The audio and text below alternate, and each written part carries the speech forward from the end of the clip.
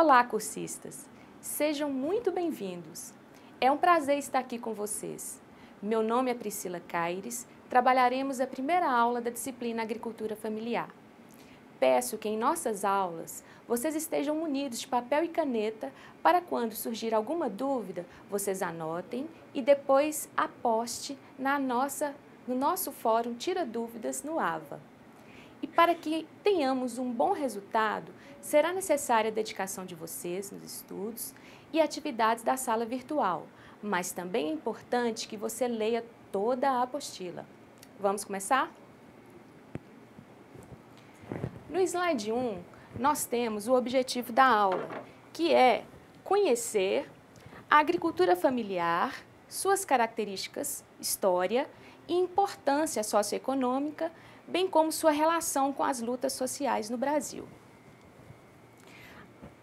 Aqui no segundo slide, estamos vendo uma charge que mostra muita gente em um minifúndio e um fazendeiro sozinho dizendo: "Não vejo problema com o tamanho da minha terra".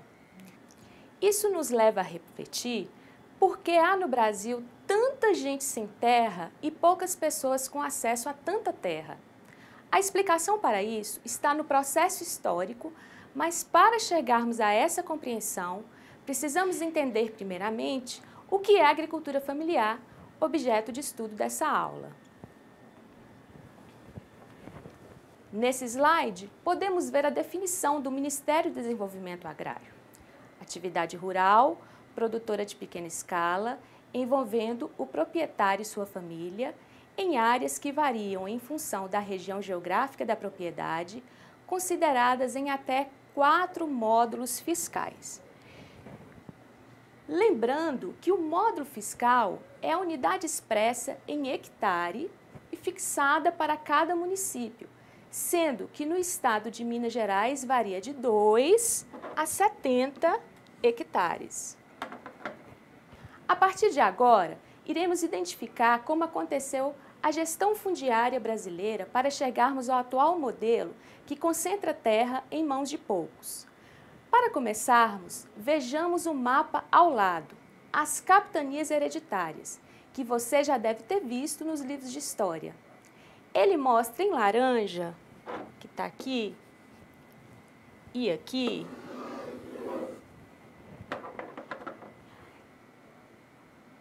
ele mostra em laranja a área de domínio português e em verde a área de domínio espanhol.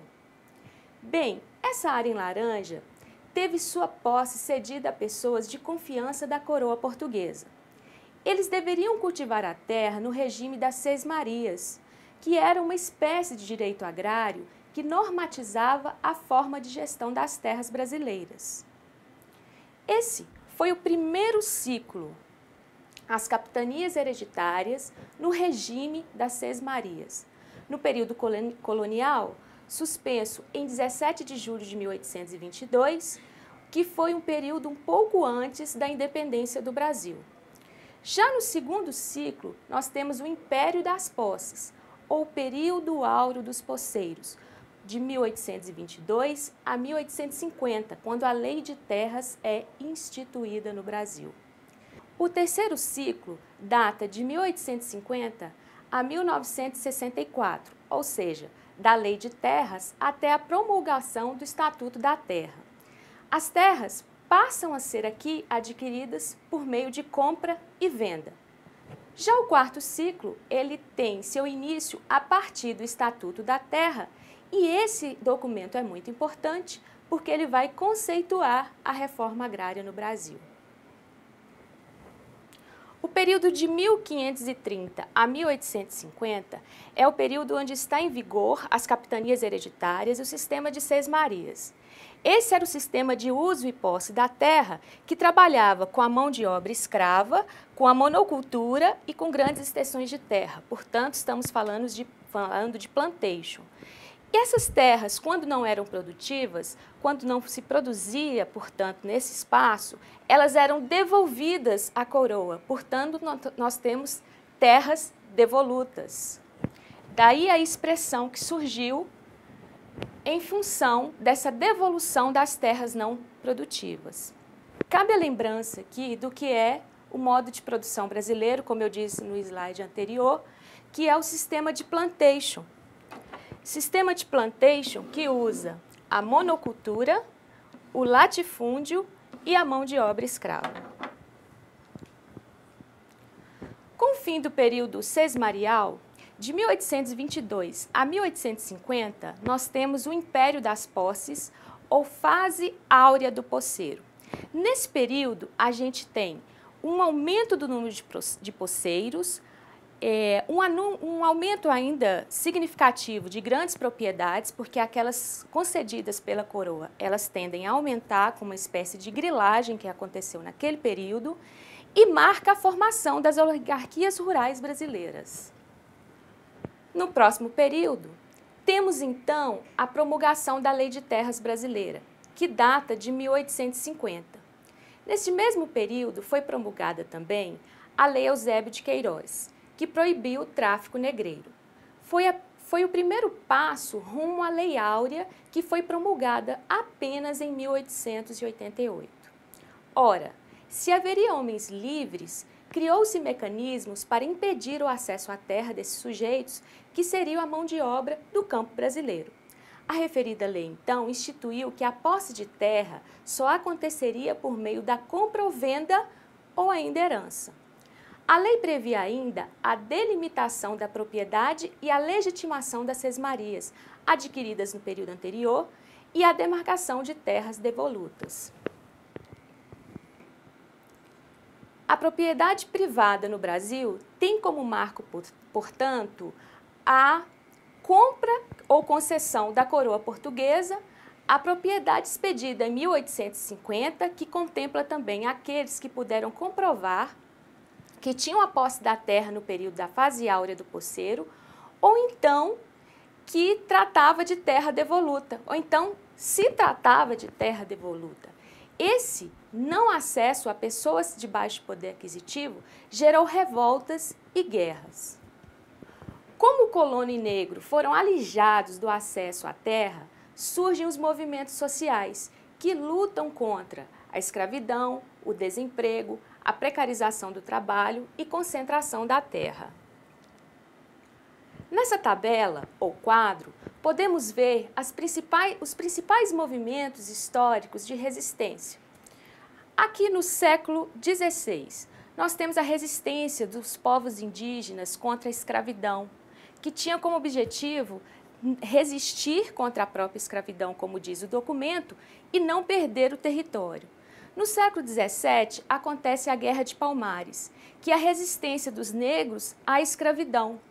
No século XVIII, nós já temos a resistência ao coronelismo que surge no Nordeste e os trabalhadores nordestinos que buscam, nesse momento, melhores condições de vida e trabalho.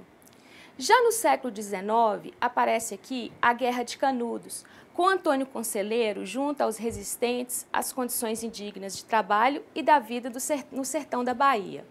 E já ainda no século XIX, nós temos a Guerra de Contestados, onde os trabalhadores rurais do Paraná e Santa Catarina resistem seu território, que era rico em erva mate e madeira.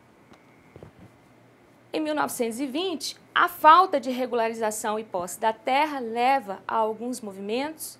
Em 1850, nós temos as ligas camponesas, que se iniciam no Nordeste e vão se multiplicando pelo Brasil. E já na década de 60, ela já se espacializa em todo o território brasileiro. Através desses movimentos, surge o mais respeitado movimento de luta pela terra no Brasil, o Movimento do Sem Terra, o MST. A sua gestação ocorreu de 1979 a 1985 na região sul e em seguida ele se espalha por todo o território, lutando por melhores condições de vida e trabalho, acesso à terra e conservação do meio ambiente.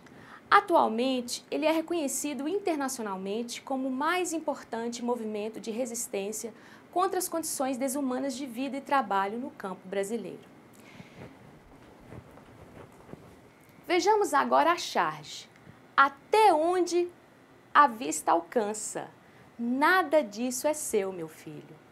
Essa charge nos lembra que até nos dias atuais, o não acesso à terra, a maioria dos trabalhadores do campo é uma realidade.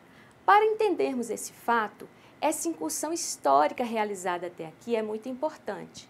Mas devemos saber também que outras estratégias foram criadas ou foram sendo modificadas para a criação do atual quadro. Para entendê-las, passamos então à história da agricultura, que revela a estratégia capitalista que mantém os interesses da classe dominante. Aqui o slide que trabalha então a nossa abertura, a história da agricultura.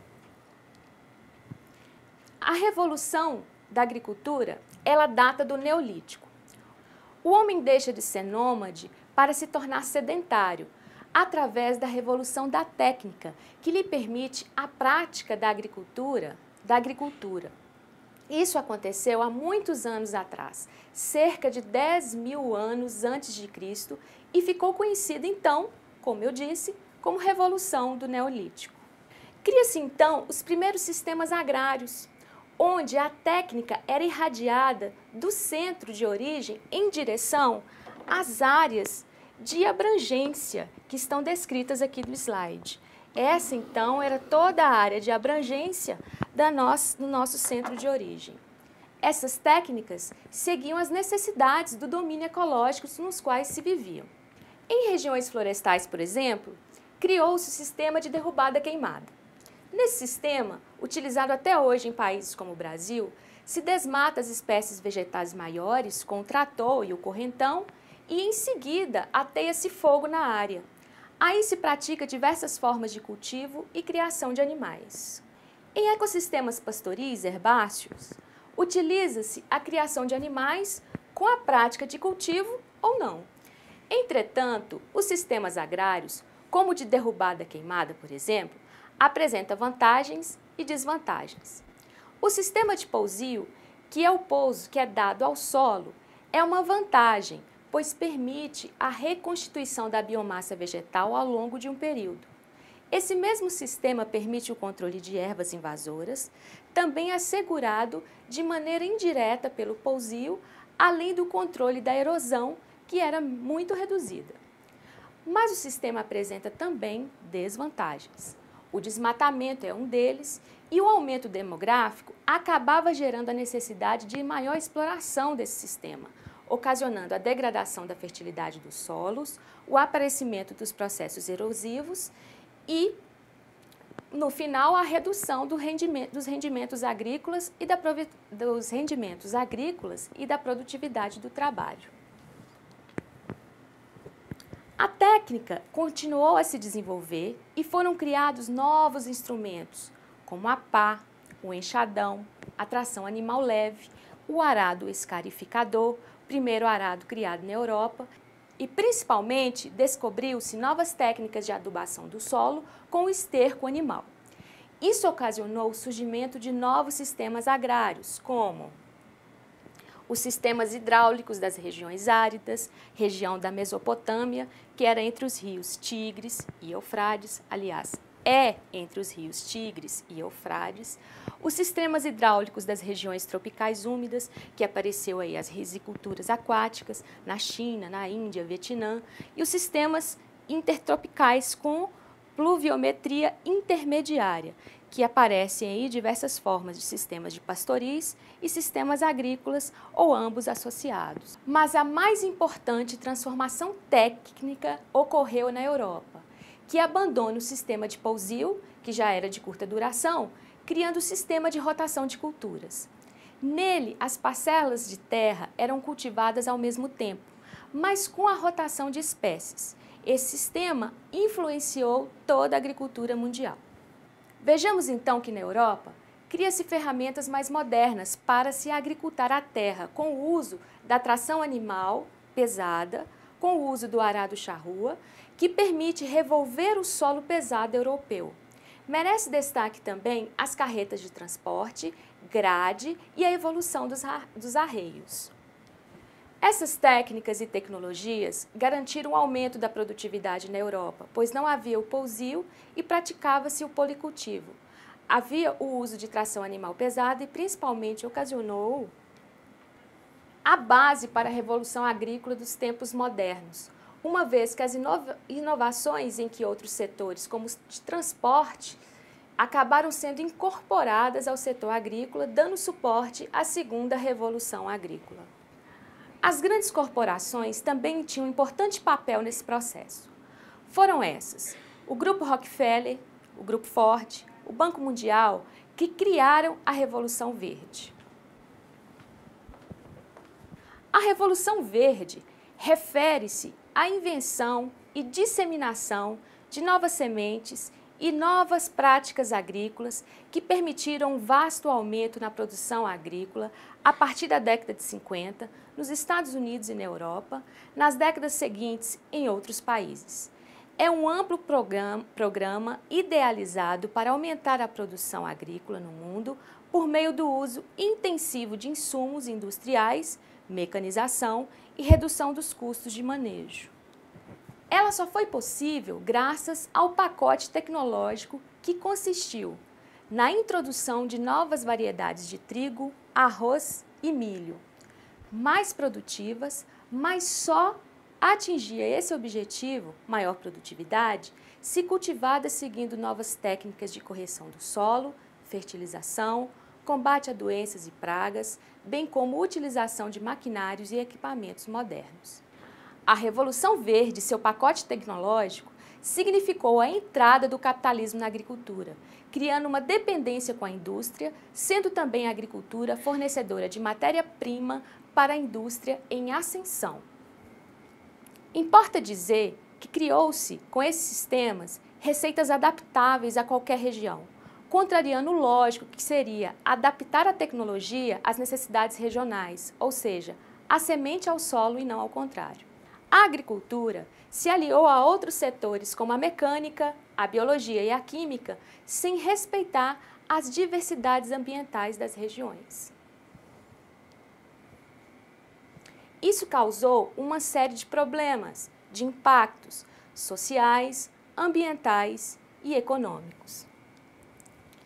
Dentre esses, destacamos alguns problemas sociais: exclusão dos agricultores familiares ao acesso ao crédito, concentração da posse da terra e êxodo rural.